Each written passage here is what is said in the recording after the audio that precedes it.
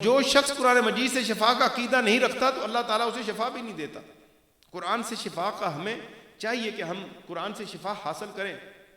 حضرت شیخ ابو القاسم قشیری رحمۃ اللہ تعالیٰ سے منقول ہے کہ ان کا بچہ سخت بیمار ہو گیا، حتیٰ کہ موت کے دہانے پر پہنچ گیا، تو ان پر معاملہ سخت ہو گیا۔ وہ فرماتے ہیں کہ میں نے خواب میں حضور نبی اکرم صلی اللہ علیہ وسلم کی زیارت کی اور بچے کی بیماری سے متعلق آپ سے عرض کی، تو آپ نے فرمایا کہ تم آیات شفا کہاں ہیں؟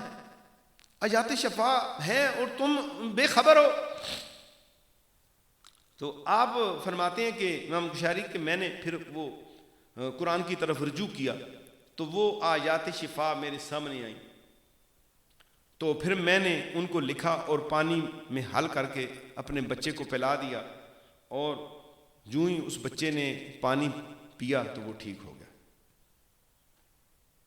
اب دیکھیں قرآن سے، اور قرآن کے اندر ساری وہ آیات موجود ہیں۔ وَيَشْفِ صُدُورَ قَوْمٍ مُؤْمِنِينَ توبہ کے اندر آیت نمبر 14، وَشِفَاءٌ لِمَا فِي الصُّدُورِ سورہ یونس آیت نمبر 77 کے اندر، یخرج من بطونہا شراب مختلف الوانہ فیہ شفاء للناس سورہ نحل آیت نمبر 6 کے اندر، وَنُنَزِّلُ مِنَ الْقُرْآنِ مَا هُوَ شِفَاءٌ وَرَحْمَةٌ لِلْمُؤْمِنِينَ الاسراء آیت نمبر 82 کے اندر، وَإِذَا مَرِضْتُ فَهُوَ يَشْفِينِ الشُّعَرَاء آیت نمبر 80 کے اندر، قُلْ هُوَ لِلَّذِينَ آمَنُوا هُدًى وَشِفَاء۔ یہ کس سورہ میں ہے؟ قُلْ هُوَ لِلَّذِينَ آمَنُوا هُدًى وَشِفَاء۔ تو امام قشیری نے یہ جو ہے یہ آیات جو ہیں وہ لکھیں اور بچے کو پلائیں، اور الحمدللہ وہ بچہ درست ہو گیا۔ تو جس شخص کو بچھو نے کاٹا اس پر سورہ فاتحہ کا دم کیا گیا،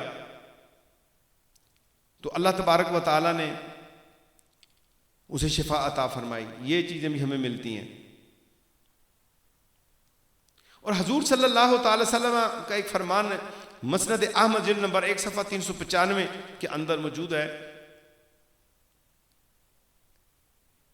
کہ اللہ تبارک و تعالیٰ جل شانہ نے قرآن مجید کو میرے دل کی بہار، غم کا ازالہ اور سینے کی شفا بنا دی۔ ایک دعا ہے، اے اللہ قرآن مجید کو میرے دل کی بہار، غم کا ازالہ اور سینے کی شفا بنا دے۔